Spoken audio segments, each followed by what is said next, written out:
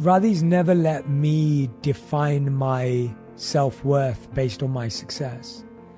So when I first started to experience success, Radhi didn't celebrate it in the way I wanted her to.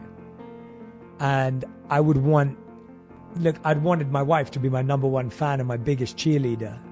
And she wasn't for my career. But I had to realize if I skewed my perspective, she was for who I was. So if it came to my character, that's what she was backing. I think we all want to be loved for who we are and not loved for what we achieve. I did start listening to your podcast last year, though. I mean, That was New York Times bestselling author and host of On Purpose, Jay Shetty. And today, we are sharing a special best of episode here on My Legacy. Welcome to the My Legacy podcast, where we explore what it truly means to create a living legacy through our actions, our choices, and the way we show up for others every day. We're honored to be joined by Jay Shetty, global best-selling author and purpose-driven entrepreneur whose wisdom on love, mindfulness, and personal transformation has reached millions through his number one podcast, On Purpose. Now, of course, what makes the My Legacy podcast unique is we don't just hear from extraordinary individuals. We hear from their life partners, their friends, the people who know them best. And we're beyond lucky because Jay is joined today by his incredible wife, Radhi Devlukia. She is a nutritionist. She is a best-selling author of Joyful. She is the host of her own podcast, A Really Good Cry. I love that title. She's a powerful force for wellness, for conscious living, and for joyful cooking. Welcome to you both. thank you so much. Yeah, we're so grateful to be back with you and reunited with all of you. Thank you so much for having us. We're so honored and so grateful. Truly, it was such a wonderful to be in your presence a year ago now, or is it even longer? It was about a year ago. Yep. It was about a year ago, I feel. Yes. And so wonderful to be reunited. And I wish you were meeting Radhi in person too. I know. We'll settle for this. Okay. Yeah. And we must do dinner when we're all on the same coast again. We together. would love that. Yes. We would absolutely love that. Yes. Well, Jay, on that note, because we've gotten to know you over, probably a decade now, but we don't know Radhi as well. So if I can put you on the spot, the two of you have created this incredible relationship based on conscious living, on purpose, on joy. So how did you first meet this incredible woman, and how did you know that she was your person? So the interesting thing is the first episode of my podcast On Purpose ever was me and Radhi telling this story together. And I always wanted to start the show at a really authentic, genuine, conscious place. And I thought, why not do it with the person who knows me best and knows me most deeply? And so the long story short version is I was in my final year of college and I knew that I was going to become a monk after I graduated. And I would go to my local temple to serve and assist on the weekends just to stay out of trouble. And when I was doing that service, I was asked to show a woman around who was around my mum's age with different chores and different practices at the temple. I'd never been asked to do this before. This was the first time. I showed her around. She was very sweet. And then at the end of it, she said to me, I have a daughter that I'd love to introduce to spirituality and meditation. And I said, well, I'm going to become a monk, so I can introduce her to my younger sister who's also involved in the community. And why don't you bring her in? And so, that week she brought her in, and it happened to be my wife's mom, and Radhi was her daughter who came in. And I introduced Radhi and my sister. And I remember seeing Radhi and thinking she was the most beautiful woman in the world. And I thought, no, focus. You need to go and become a monk. And so I kind of shut it out. And then when I came back from the monastery, Radhi and my sister had become best friends. And so my sister was our matchmaker. So that's how we met. And then how I knew she was the one. It's really interesting. Someone asked me this question recently, and I think I gave at least what I believe to be a truthful and honest answer, and is that I don't know if you ever know. I think you commit and invest to building something together, and because the other person also wants to commit and build and invest in you, and that's what makes them the one. And I really believe that it's quite naive to think when you meet someone or when you move in with someone or when you marry someone that this is going to be the person you're with for 3 or 4 or 5 decades in today's world. And so for me, I know that Radhi's the one because she invests every day today more than even when we started. And that's something that I can only discover today. And I couldn't have known 12 years ago when we first got together and 9 years ago when we got married. I couldn't have possibly known that. And so I hope that frees people up from this pressure and expectation that I've got to find this person on day one and know that they're going to be perfect and the person, when I probably would have said that 12 years ago if you asked me, like I found the one, I know it. Now when I look back, I'm like, no, I'm lucky she's proved me right, but she very easily could have proved me wrong. And so I'm very grateful that she's, stood by me through so many ups and downs and so many incredible journeys that we've been on. So, Radhi, I'm very, very curious. So you're at a temple and you see this wonderful human being that was training to be a monk. At what was going through your mind when you first met him? That's a really good question. He was in white robes at the time, weren't you? Yeah, he was training to be a monk. He was in white robes. He knew my mom. It was like a very odd situation. My mom was introducing us. And so when I saw him, it was interesting because he had like tattoos in monk clothes. Was a very like well-spoken person, where normally in my mind a monk was someone who was from India, and I, usually would have to speak to them in another language.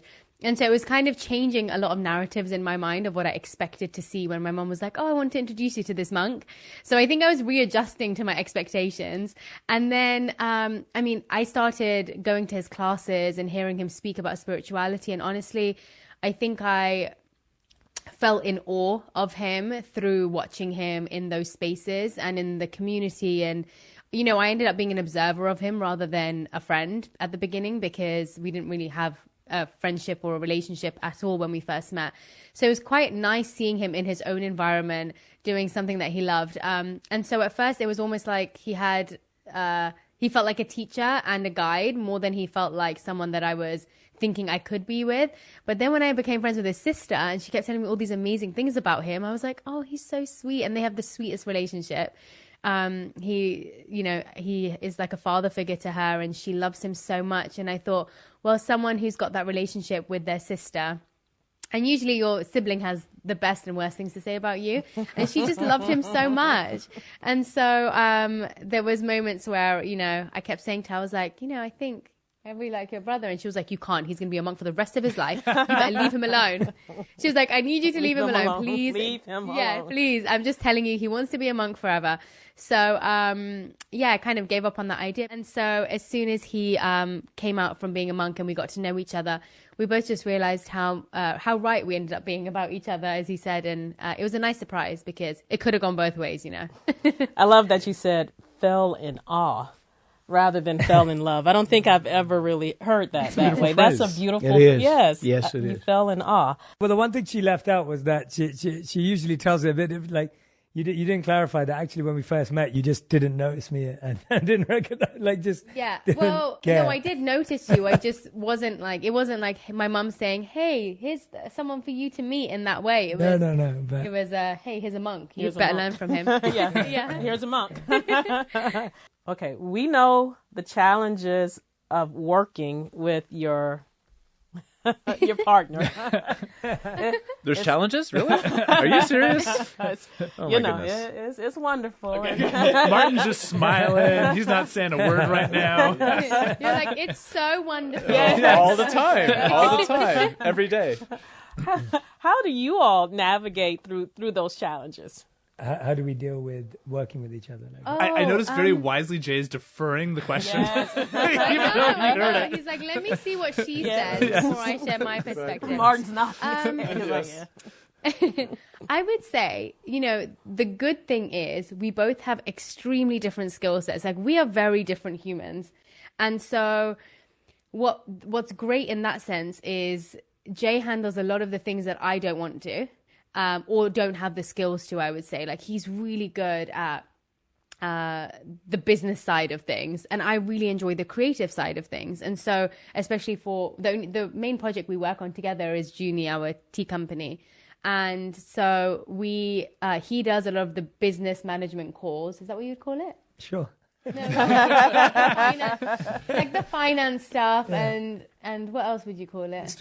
The strategic stuff, yeah. And I really like doing the creative, working with the team to do events and building the brand, the flavors of the flavors, the intricacies behind what we actually put into the product.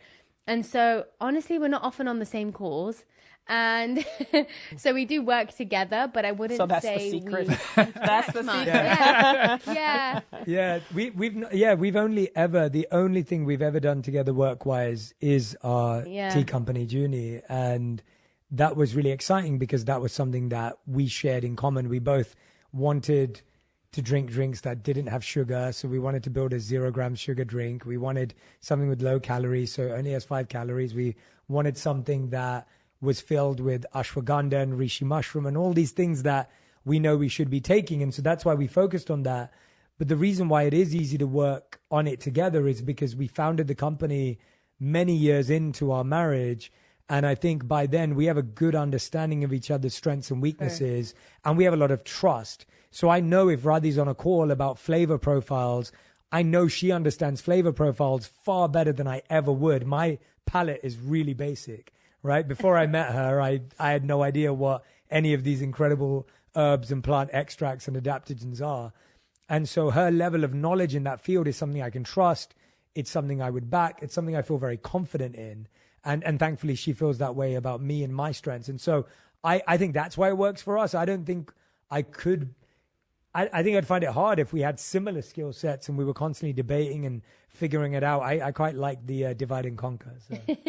It works well. Well, we love your tea company. We love your tea brand. Jay, in your international best-selling book, 8 Rules of Love, you talk about what it takes to nurture a relationship. Can you give us 1 or 2 of your top suggestions on how you can continuously strengthen bonds between couples? Should be asking all of you this, but I'll try my best. I'm sure there's a lot more wisdom on that side of the table, so I feel underqualified. But I would say one of my favorite ones is, I have a chapter in the book called Your Partner is Your Guru. And what I mean by that is that not that they're an authoritative, judgmental, dictatorial individual, because that's not what a guru is. A guru is someone who's dedicated to your growth, who's committed to helping you find your path, and who's patient while you do it. That's actually what a guru is, especially in the Eastern traditions.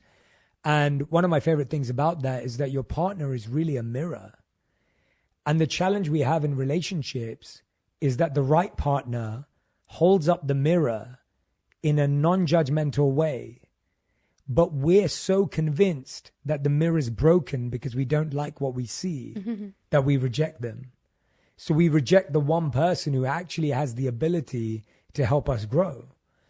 And so Radhi has been completely non-judgmental, empathetic, and compassionate about my health journey. When I met Radhi, I was addicted to sugar. I ate a lot of fried food. I was fairly unhealthy physically. And because I had a strong mind and meditated daily and felt like I'd got somewhere with that journey, I felt like my body almost didn't matter. I almost felt like it was an afterthought. And she didn't teach me by telling me I was wrong and that I was wasting time, that I was being lazy and that I should work out more, because none of those things would have helped me, because my ego would have come to my defense and been a shield and pushed back. And I would have been affected by that, like I think we all are. Instead, she set the example. She's worked out every day I've known her.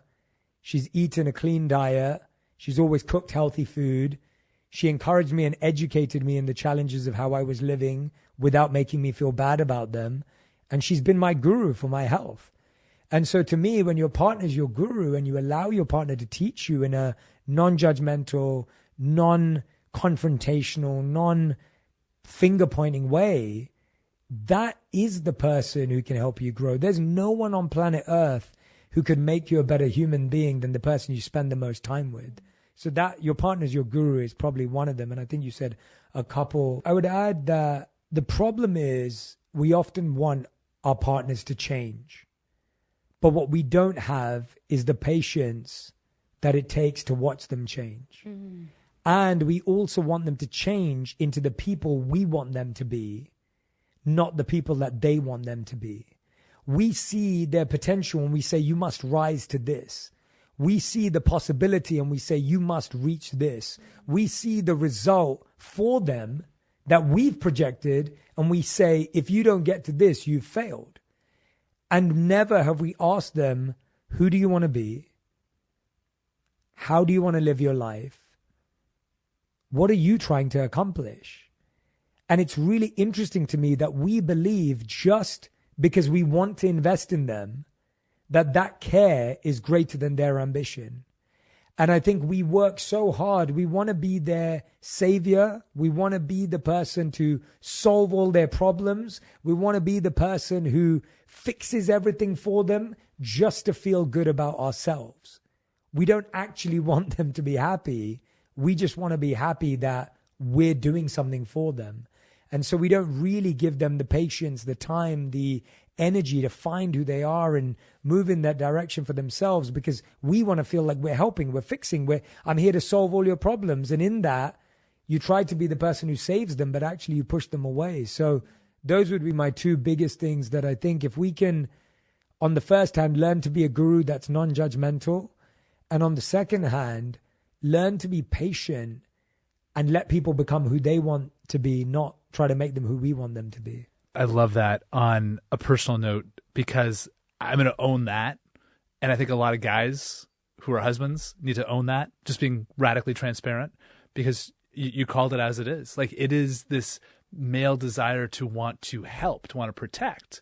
And so often it is that instead, that patience, that sitting in it. And I love that phrase. I wrote that down. Like, the idea of supporting who they want to be, asking them, who they want to be, and then supporting them with that patience on that journey, not wanting to help, not wanting to protect, even though it comes from a good place, just giving the space. I just, so many husbands out there, anyone who's listening who wants to play that clip back on social media for someone in their life to sit with, I just want to encourage them to sit with that for a few minutes. I love the honesty of that advice. Well, and the partner is your guru is just so profound.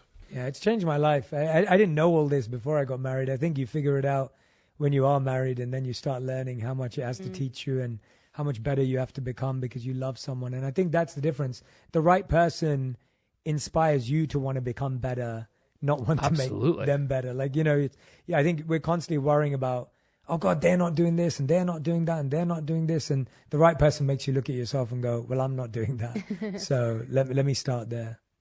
This is a very simple thing, but it's very important. I rarely get sick, and I'm blessed and fortunate. But a lot of that in my mind is because every day, not a day goes by that Arndrea doesn't put out vitamins for me.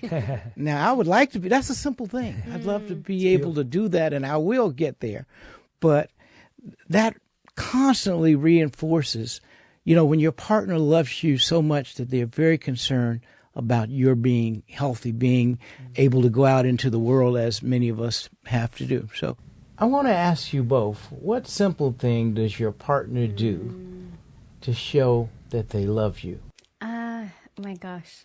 Jay's a very expressive person, but it's not just the words that he uses. Like, he is someone who will verbally check in and be like, what can I do to make you happier? Is there any way I can help you? And he says that to me on a regular basis. So I think one part of it is being vocal about how you want to be there for your partner, which I actually wasn't very good at, and I'm still getting better at, to actually vocalize it. In my mind, I see myself as more of an acts of service, which is how I've seen my parents be. So I'd be like, oh, but in my mind, I've cooked a meal and I've done this little thing. But sometimes you realize that actually having those vocal moments are really important, and how much that makes a difference in a relationship. But then in action, it's like the little things of, even if he's just sat down when I've sat down and I need something, he'll get back up. Like, if I won't get back up, he'll get back up to get it for me. Or if I am feeling, I hate that one. I know you still do it. And it's those little things where you just notice someone going out of their way for you, because not many people want to go out of their way for you. And then another one is whenever I'm quite an emotional person. And whenever he feels my energy is a little bit off, he'll always, no matter what he's got going on, he'll always make space and time to just check in and be like, do you need help with anything? Can I sit with you? I can work through, whether it's a work thing, whether it's a family thing. You know, he always creates the time and space, no matter how busy, to have those moments of connection if he feels like I really need it. And so, I mean, I could probably go on, but I'll leave it there. Those are a couple of them, but yeah, there's so many different ways he expresses himself, actually. Jay?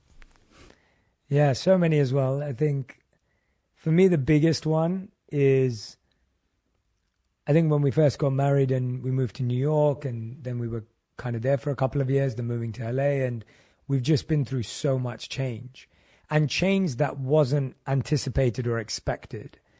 So change that we both had planned to live our whole lives 15 minutes from our local temple in England and 5 minutes away from Radhi's parents' home. And actually, that was one of her requirements for us getting married, was that she could be a 1 mile radius away from her parents' home. And I'd committed to that, and I genuinely had committed to that. It was something that I thought was very real. All of our friends are in that area, families in that area. It made sense. And then all of a sudden, my career took a turn in 2016 when this part of my life started to grow, and it's continued to for the 9 years, thankfully. And if I'm completely honest, that was completely not part of the plan, not my plan, not her plan, not our plan, but it was what I couldn't even have dreamed of. And not once in the last 9 years has Radhi ever said to me, look what I gave up for you. And, oh God, I could cry saying this, but it's one of those things. It's like, I know how much her parents mean to her. I know how much her family, friends mean to her. I know how much London means to her.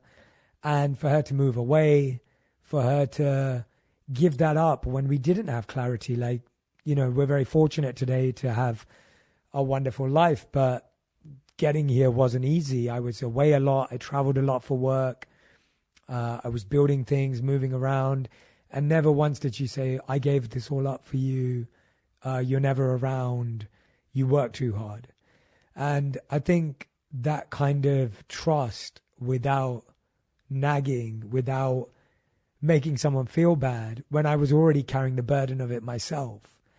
And I think that's the feeling that makes you feel loved, where you're like, I was already feeling that way myself. So if she would have said it to me, it probably would have broken me. But the fact that she didn't feel that she had to say it to me makes me feel loved. So not blaming, not shaming, not pushing, not prodding is it feels like a small thing, but actually it's huge. And even at the most difficult times in our life, whether we were financially struggling, struggling with moving, changing, whatever things were going on in our life, every time I'd update her on what would happen, she'd always say, I trust you. And hearing your partner say that when you don't even know what's going to happen next is the greatest sign of love. And so, and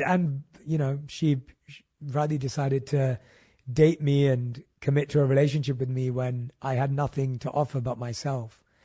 And so that's a pretty big thing. She could have married anyone she wanted to marry. And so her decision to be with someone who didn't have even a secure job when we first started dating, and, you know, someone who'd been in the monastery for 3 years and didn't have any sort of savings or any sort of plan, I think it shows her character and her ability to, go beyond material things.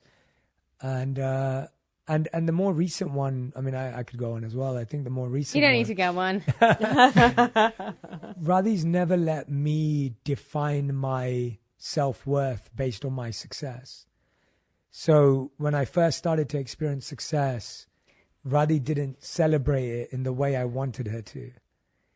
And I'd wanted my wife to be my number one fan and my biggest cheerleader.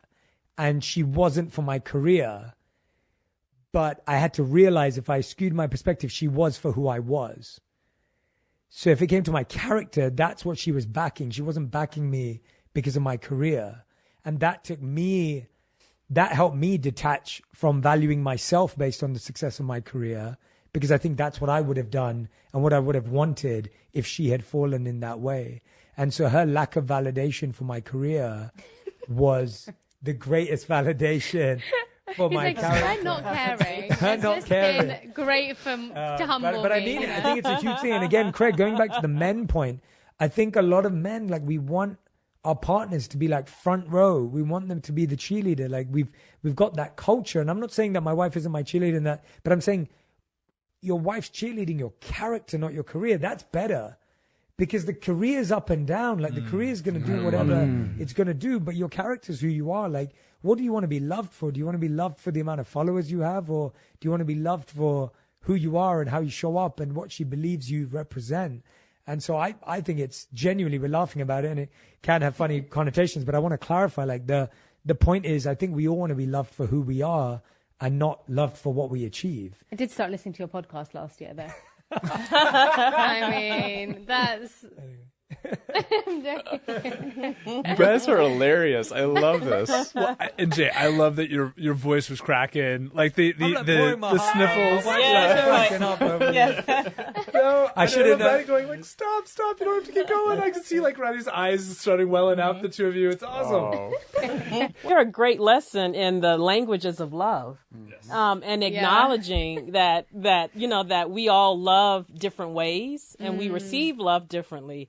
You know, when I first met Arndrea, she was serious as the Board of Health.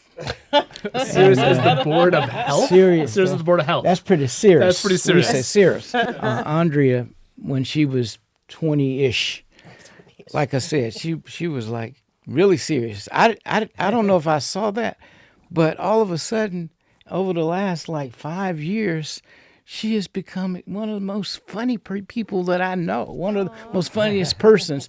And it just adds so much to our lives. And people don't know my dad was humorous. Got that from his mother. They see him as very serious, which he always was publicly. But he also was extraordinarily humorous. Radhi's the comedian in our relationship. That was going to be my question. Is that what are some things that she does to make you laugh? Oh my God, Radhi is the kind of person that wakes up in the morning, does a random dance move like just for fun.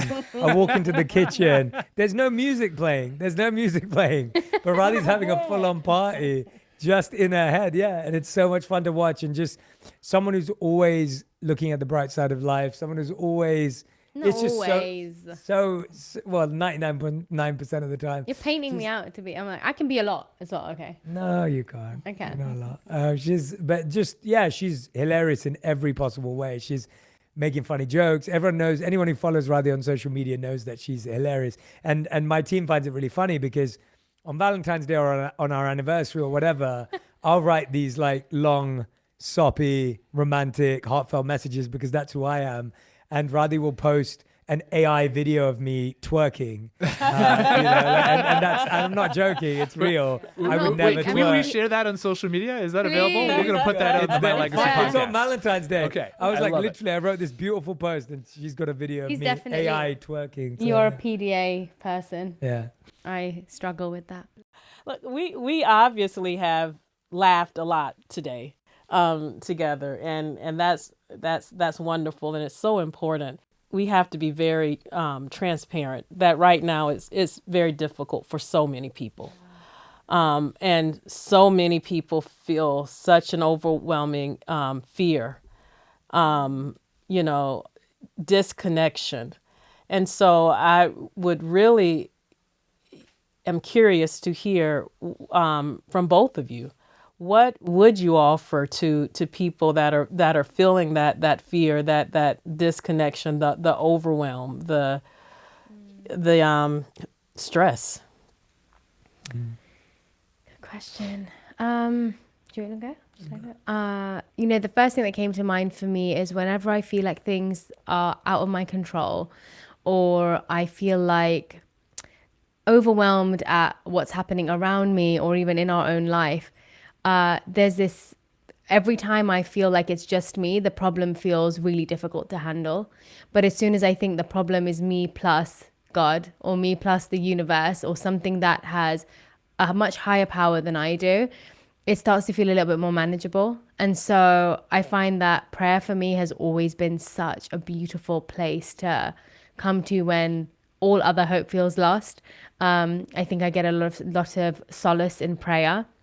And I think that also connects to the idea that we can feel way more disconnected when we don't feel connected to ourselves. And so whether it's practices and rituals to actually connect deeper to ourselves, that allows us to connect deeper to other people and have meaningful connections with others that help us through those times. I think reconnecting every single day in some way to who you are and having those moments are really important to be able to connect to someone else, to be able to feel understood or valued by other people. And yeah, I think for me, the main one always ends up being prayer, because I'm like, at this point, I can't control anything, so I'm leaving it up to you. But yeah, I would love to hear some of yours. There's something called the third space theory. And it's this idea that just around 25, 50 years ago, we had three spaces we lived in. We had home, we had work, and then we had church or temple, synagogue, mosque. And what happened is that those three spaces shrunk to two spaces. We went from work to home and home to work.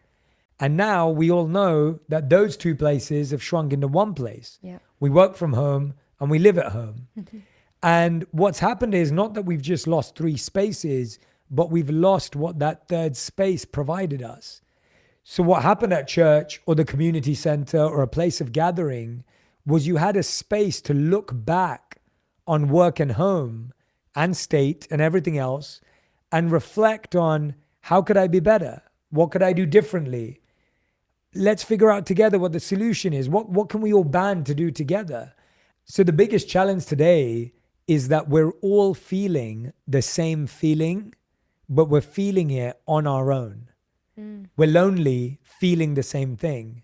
And there's a big difference between being lonely, feeling something, and feeling belonging in feeling something. Wow. And so what I would encourage everyone to do is go and find your third space. Go and find your space of belonging. Go and find your space of connection. Go and find that space where you're with people of equal value, where you can share your heart, when you can hear other people's, when you can open up your mind, where you can carry someone else's burden. I think we've just lost that as a society. And I think these moments are great reminders that we are stronger when we are working together. We are better when we're working together. And ultimately, when we're united and carrying each other's weight, the weight doesn't feel as large. And I think that's the biggest challenge today, is that we're all carrying the weight on our own. And so finding that third space, creating that third space if you don't have it.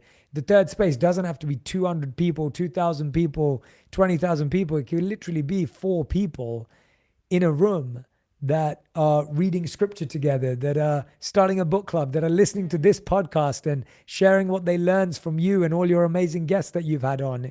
It starts that small, and I really feel that we have to create that third space, even because right now our third space is all of us sitting in front of the television, and the TV screen is the third space, the phone screen is the third space, and that third space isn't giving you what the original third space gave you. Jay and Radhi, thank you for sharing your wisdom, your love with each other in that beautiful, authentic way. The extraordinary challenges that you've laid in front of us of how we can all, our listeners and our viewers, do small but deeply intentional things every day in our lives. And I want to relay some of those challenges again for the message that your partner is your guru. What a beautiful thing for our listeners to say to their loved ones, their partners, after they listen to this, that you are my guru, you are the teacher, you help me be better. To say that intentionally to someone. And then I also love the small but powerful idea of, while we're cooking, to infuse the love, to say a little prayer. Arndrea, your music, a little bit of love. Jay and Radhi, thank you for living your legacies every single day and reminding us that purpose isn't something we find, it's something we create in our lives. Oh, Thank you We're so grateful to all of you for creating what felt like such a beautiful, safe space. Even though we're connected virtually, it speaks to all of your energies. It just felt like we were all in the same room. And so thank you so much. Thanks for joining us for this special Best of episode on My Legacy with Jay Shetty and his wife, Radhi Devlukia. If you want to hear the full conversation, parts 1 and 2, Head to the My Legacy playlist wherever you get your podcasts. And stay tuned. We'll be sharing more highlights from our favorite episodes every Tuesday through the end of July.